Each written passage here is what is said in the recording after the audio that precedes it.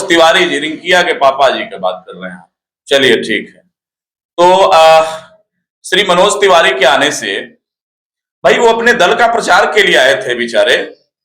यहाँ की जनता अच्छी तरह से जानती है कि वोट कहां देना है और बड़े पैमाने पर डुमरांव की जनता ने मन बना लिया है एक गरीब के बेटे को यहाँ का पुनः विधायक मतलब कहने का, रिवीजन करने का। और कोई भी आए, अभी अगले क्वेश्चन में किसी मीडिया कर्मी के द्वारा ये हुआ कि मनोज तिवारी जी आ गए, निरहू जी अभी तक नहीं आए। हमने कहा वो तो खबर भिजवाए थे शायद कि माई से बोल दिया है निरहुआ बीमार बा। अब इन सब चीजों को लेकर के जो है बहुत ज्यादा हम कुछ नहीं कहेंगे। सब लोगों का अपना काम है आना। डुमरांव की धरती पर सबका स्वागत है, डॉक्टर सैनी भी स्वागत करते हैं, लेकिन जनता ने मन बना लिया है। अजीत कुशवाहा बड़े पैमाने पर वो जीत सुनिश्चित हो गई है, लोगों के कहने से नहीं होगा। और आदरणीय माननीय मनोज तिवारी जी का मैं डुमरांव की धरती पर, शहीदों की धरती पर स्वागत करता हूं, अभिनंदन करता हूं अपने शब्दों में भी। और डुमरांव में कोई भी आए सबका स्वागत है और डुमरांव की जनता स्वागत करना बखूबी जानती है, क्योंकि डुमरांव एक ऐतिहासिक जगह है और डुमरांव में जो ऐतिहासिक विकास हुआ है, सबसे पहले मैं आपको बता दूं, यहाँ का जीवन में कभी सोचा भी नहीं गया था यहाँ मेडिकल कॉलेज की स्थापना करके। दूसरी बात, जनता को क्या चाहिए, हमने एक क्वेश्चन किया था यहाँ के एमएलए जो हैं अजीत कुशवाहा से कि यहाँ पे बेरोजगार युवा तथा छात्रों के लिए आप क्या व्यवस्था करते हैं।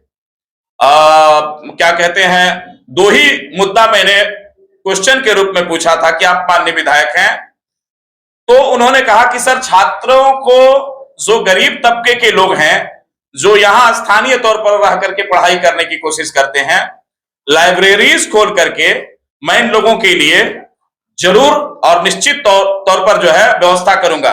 और जहां तक मैं समझता हूं कि बीएमपी 4 में पहली वो लाइब्रेरी खुली, तो छात्रों के प्रति जो सोच रखा है, विकास उन्मुखी कामों को लेकर के जो सोच रखा है, भाई सरकार में तो थे नहीं कि बहुत ज्यादा विकास कर दें।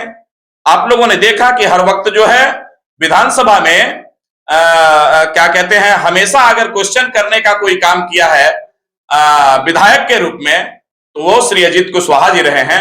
और डुमरांव के विकास के लिए निरंतरता के साथ जो है माननीय अध्यक्ष जो है विधानसभा से बार बार इन्होंने क्वेश्चन करने का काम किया है।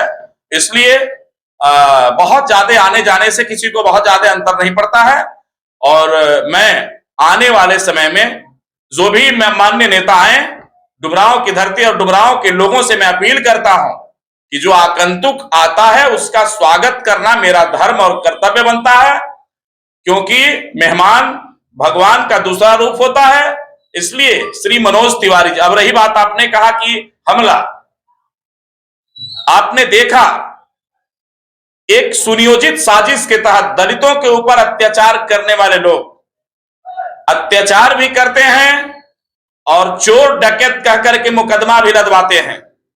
ये सदियों से एक परंपरा होती आई है, जिसकी लाठी उसकी भैंस। अभी आपने देखा कि जहां से लड़ रहे हैं वो क्या कहते हैं, अनंत सिंह जी, वहां पे भी हत्या का आलम रहा। कितनी त्वरित कार्रवाई हुई है आपने देखा। ये प्रशासन तथा सरकार का काम है। और यहां जो मैं जहां तक समझता हूं, श्री मनोज तिवारी जी ने अपने स्टेटमेंट में बताया है कि हम 250 से 300 की संख्या में थे, और लास्ट में उनका स्टेटमेंट मैंने देखा कि हजारों की संख्या में हमारे लोग थे, और वहां पे अदना सा 5, 10 और 50, 60 की संख्या में हमला बोल देगा।